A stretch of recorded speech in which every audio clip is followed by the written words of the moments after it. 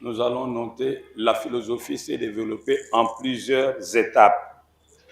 Vous pouvez noter la philosophie s'est développée en plusieurs étapes.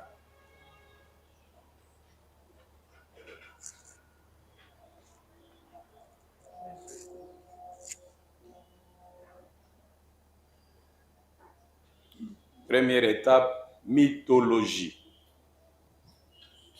Première étape, mythologie. C'était la première phase.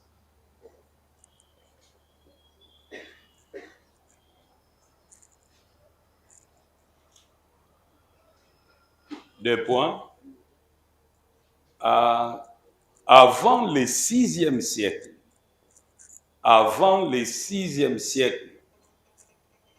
avant Jésus-Christ, avant le 6e siècle, avant Jésus-Christ,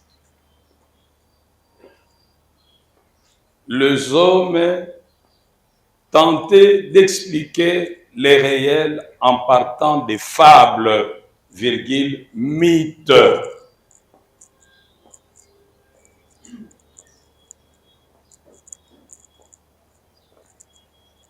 Les hommes tentaient d'expliquer la totalité du réel à partir des mythes. Ils attribuaient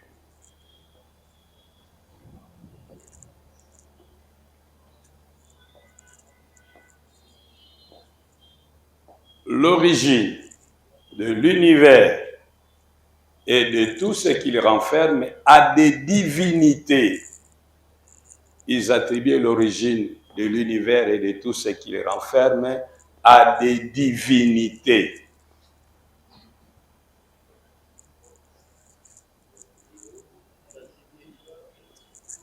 Ils attribuaient l'origine de l'univers et de tout ce qu'il renferme à des divinités.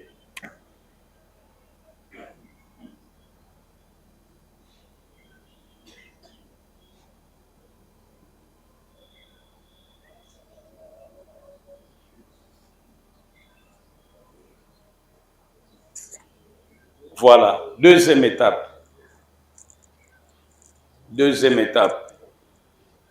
Au 6e siècle avant Jésus-Christ.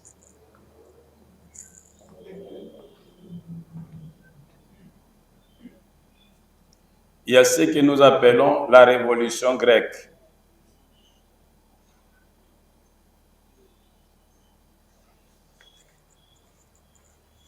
Ce que nous appelons la révolution grecque.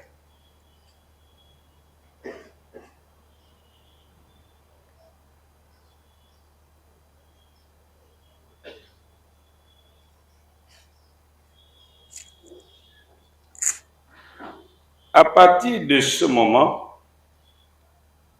l'homme prend conscience qu'il est doté d'un pouvoir appelé la raison. L'homme prend conscience qu'il est doté d'un pouvoir appelé raison.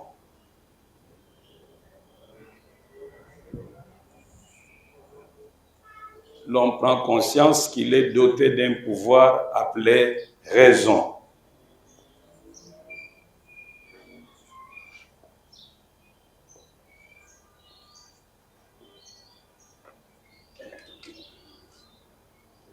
L'homme prend conscience qu'il est doté d'un pouvoir appelé raison. Ouais. Avec la raison, il va tenter d'expliquer le réel. Avec la raison, il va tenter d'expliquer le réel.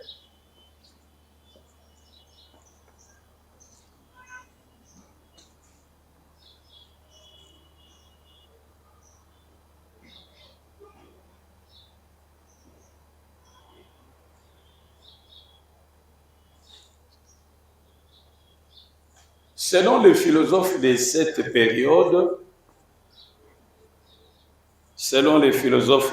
période, l'univers commence à partir d'un principe unique. L'univers commence à partir d'un principe unique.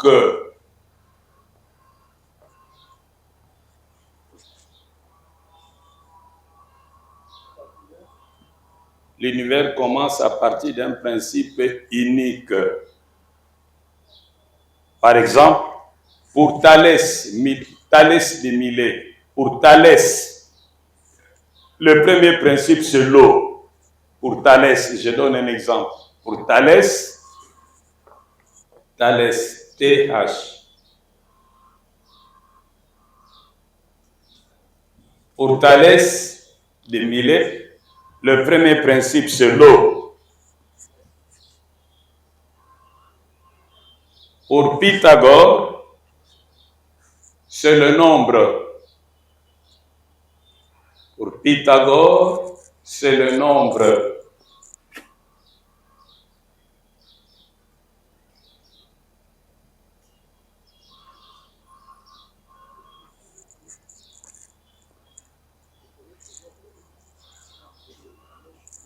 Pour Héraclite, c'est le feu.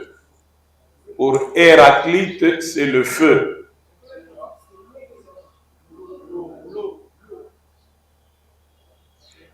Pour Héraclite, c'est le feu.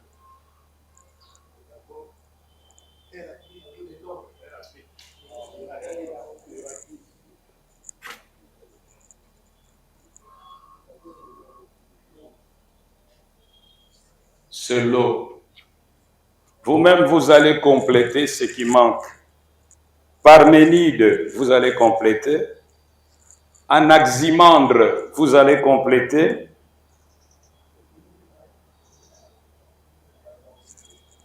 Vous-même, vous allez compléter.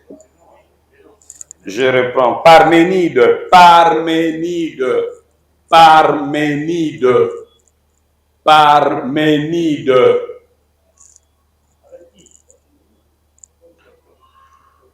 I avec comme image. Parménide. Anaximène, Anaximène, Anaximène.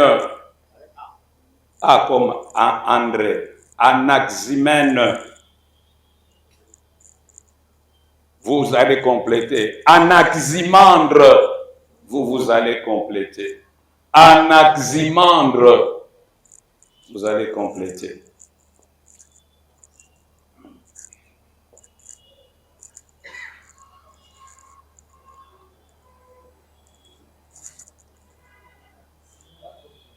Après ces philosophes, je ne parle pas vite, je parle lentement. Je ne vois pas pourquoi vous devez vous agiter. Après ces philosophes que je viens de citer, apparaîtra Socrate. Socrate va apparaître.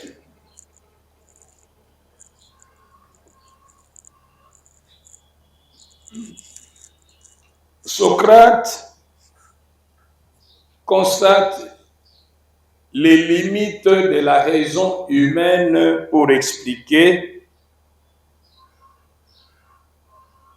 Socrate constate la limite de la raison humaine pour expliquer la totalité du réel. Point. Il constate la limite de la raison humaine pour expliquer l'origine de l'univers. Point. Il estime que Socrate constate que la raison constate la limite de la raison humaine pour expliquer l'origine de l'univers. Point.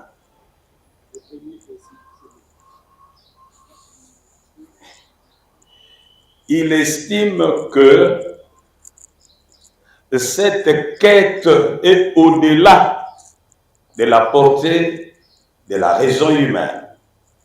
Pourquoi tu n'écris pas? Ah, tu enregistres. Même quand on enregistre, il faut toujours noter, on ne sait jamais. On peut vous voler les téléphones. Il estime que cette quête est au-delà de la portée de la raison humaine. Cette quête, cette recherche explicative, cette quête est au-delà de la raison humaine. Point. Pour lui, la tâche du philosophe,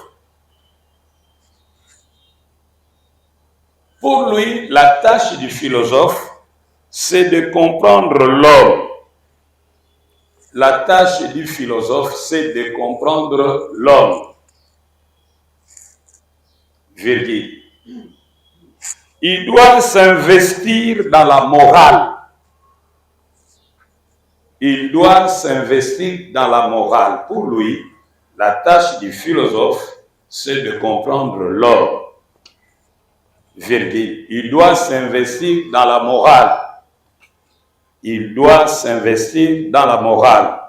Ouvrez la parenthèse. S'intéresser à ce qui est beau, ce qui est bon, ce qui est vrai.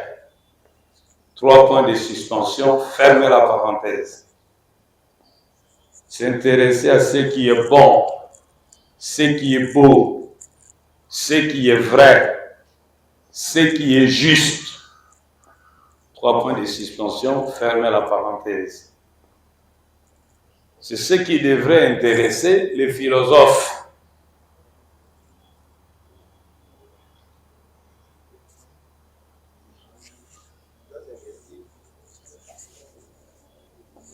Donc, le philosophe doit être modeste. Le philosophe doit être modeste. Il ne doit pas croire qu'avec sa petite raison, il soit capable d'expliquer l'origine de l'univers. Mais il doit plutôt s'intéresser à l'homme.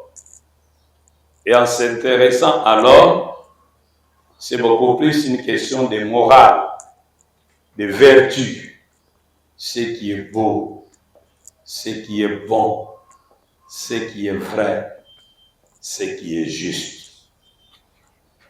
Et Platon viendra pour nous montrer comment l'homme doit vivre en société. Il va élaborer des traités politiques pour comprendre comment l'homme peut vivre en paix avec le prochain. Et avec Socrate,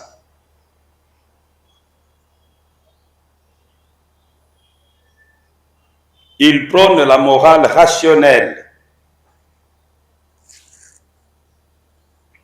Il va prôner la morale rationnelle et la morale de la responsabilité. Il va prôner la morale rationnelle et la morale de la responsabilité.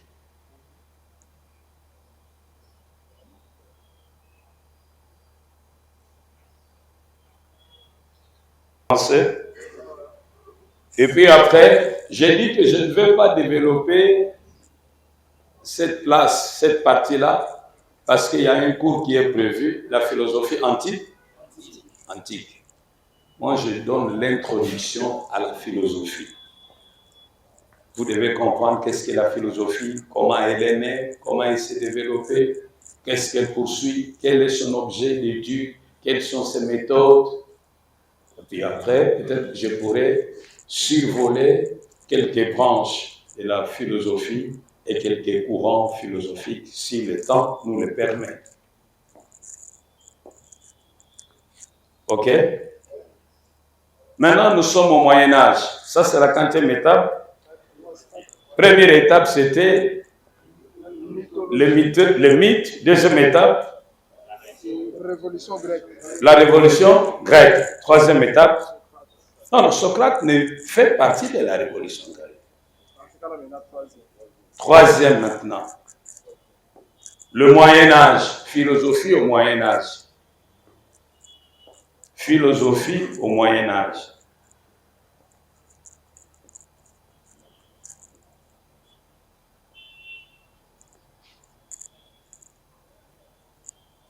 Nous avons dit qu'au Moyen Âge, il y a un grand philosophe chrétien au nom de Saint Augustin, qui va être influencé par les écrits de Platon et qui va s'intéresser à la philosophie pour voir comment il pouvait rendre la foi raisonnable.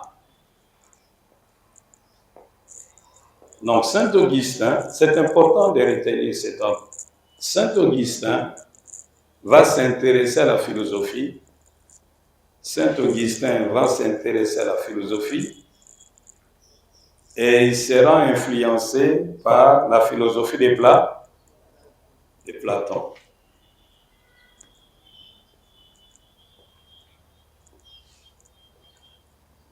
Il faut apprendre à abréger.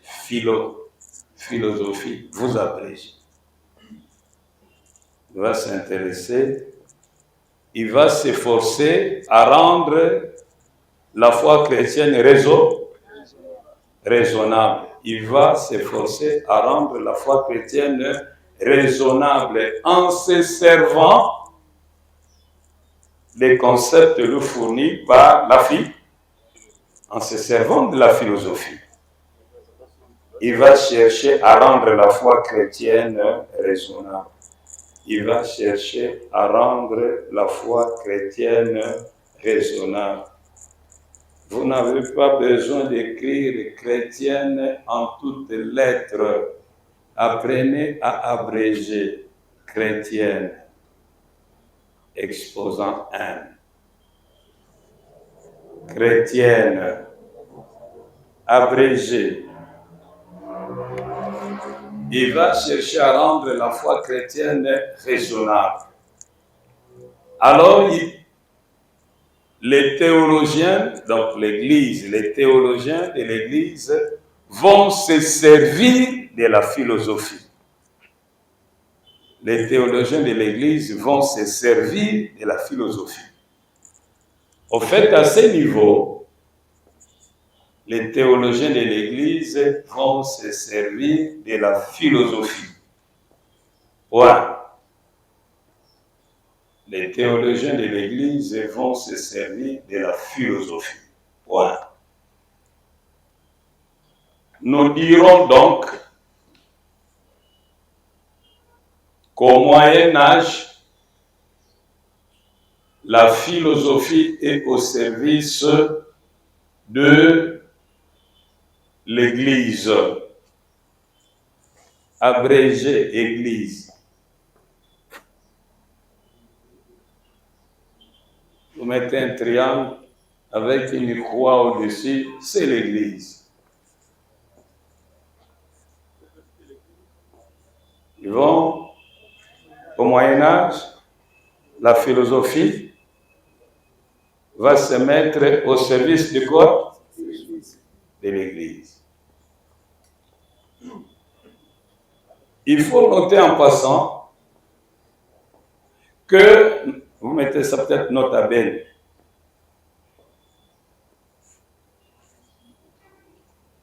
la philosophie ou les philosophes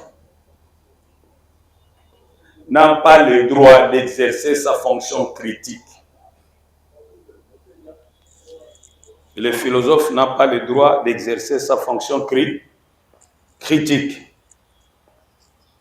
Mais ils fournissent seulement les concepts à l'Église.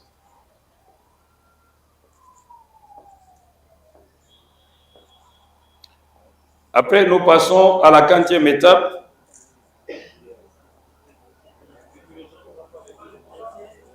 D'utiliser sa fonction critique, mon cher. Quand tu notes, tu retiens d'abord la pensée qu'on est en train de te communiquer.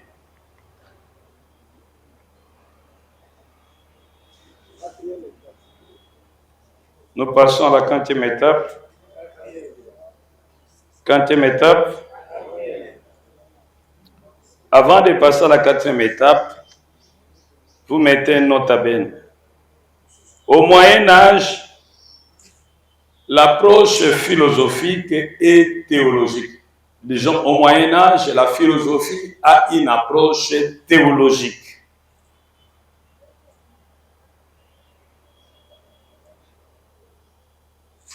Au Moyen-Âge, la philosophie a une approche théologique. Point.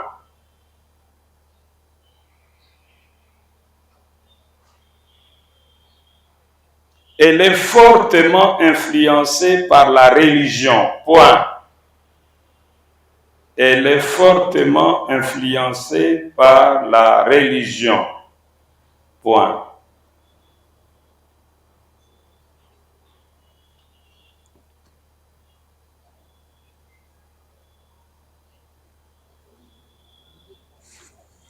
Elle est fortement influencée par la religion.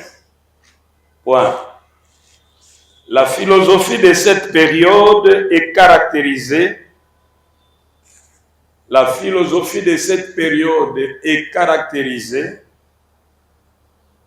par l'analyse de la nature et des propriétés de Dieu.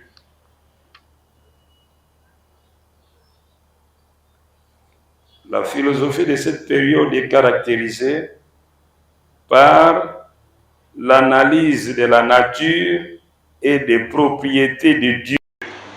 Point.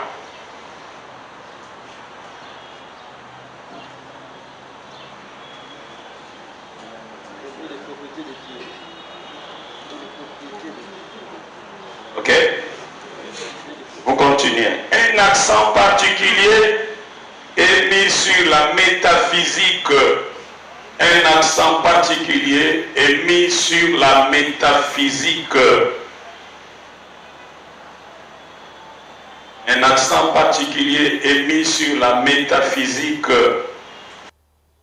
Un accent particulier est mis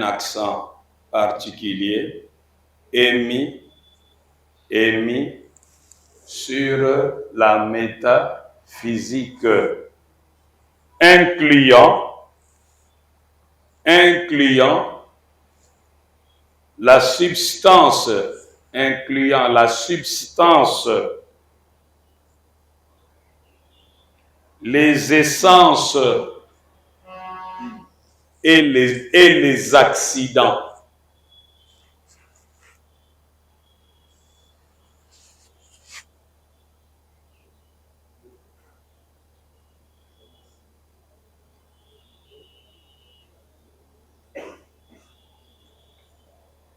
Incluant la substance, les essences et les accidents.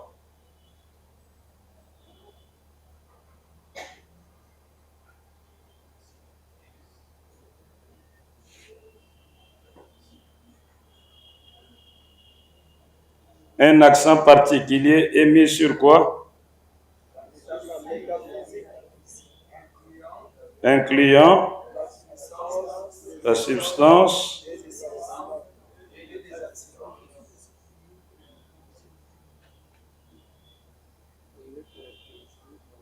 ok. Point. Beaucoup de philosophes de cette période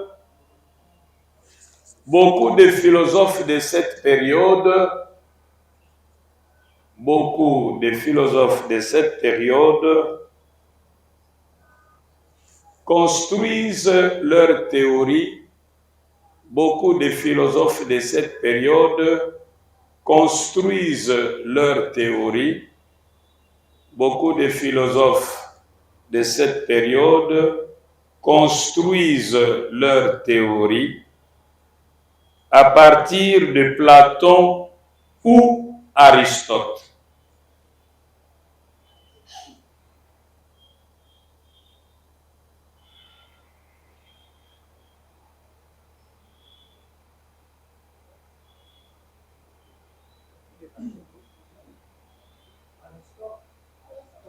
Aristote.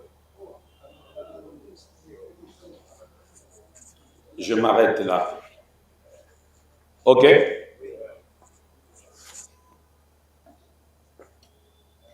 Et nous passons maintenant à quelle période? Quatrième période, c'est la période des temps modernes. Vous mettez temps moderne.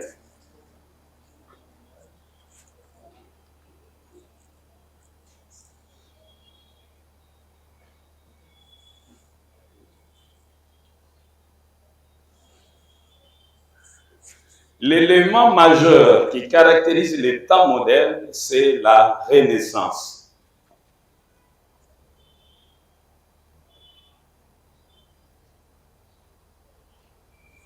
Vous mettez entre parenthèses, lire.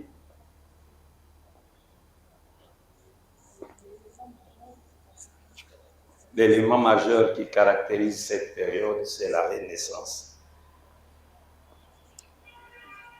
Vous mettez vous-même approfondir l'histoire de la Renaissance. Fermez la parenthèse. Veillez vous-même, de par vous-même, par votre lecture, approfondir l'histoire de la Renaissance. Vous pouvez lire vous-même sur la Renaissance. Qu'est-ce que c'est que la Renaissance? Quelles sont les valeurs de la Renaissance? Qu'est-ce qui a marqué la Renaissance? Elle commence exactement vers quelle période? Lisez ça. Quels étaient les ténors de cette période? Lisez sur la Renaissance. C'est supposé vu. Oui. Ça, c'est italien. Oui. OK? Vous devez, j'ai dit bien, lisez sur la Renaissance. Vous n'êtes pas des imbéciles, vous êtes très intelligents. Et vous devez prendre votre formation en main. Ce que vous découvrez de par vous-même, vous allez le retenir plus longtemps que ce qu'on vous a communiqué d'une manière pas passive. Je dis que la Renaissance est supposée connue. Vous devez lire la Renaissance. Si vous n'avez pas la documentation, allez à l'ISP, demandez à ceux qui font l'histoire de vous donner une documentation sur la Renaissance. Allez à l'IPEN, demandez à ceux qui font l'histoire de vous donner une documentation sur la Renaissance. Voyez les retombées de la Renaissance sur